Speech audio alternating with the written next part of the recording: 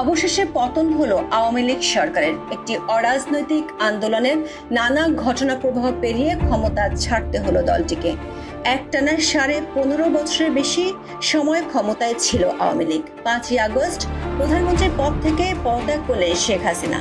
61 দিনের রক্তঝরা নানা ঘটনা প্রবাহের মধ্য দিয়ে পতন হলো আওয়ামী লীগ সরকারের।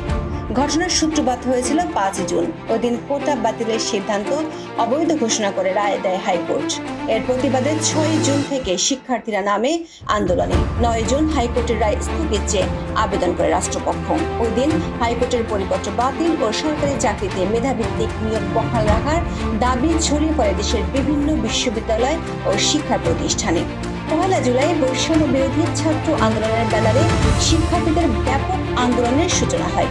ঢাকা, জাহাঙ্গীরনগর, জগন্নাথ, চট্টগ্রাম ও রাজশাহী বিশ্ববিদ্যালয়ে ছড়িয়ে পড়ে বিক্ষোভ। চাকরিতে কোটা বাতিলের দাবিতে 3 দিনের কর্মসূচি ঘোষণা করা হয়। এই বিক্ষোভ আন্দোলন শান্তিপূর্ণভাবে চলে 15 জুলাই পর্যন্ত।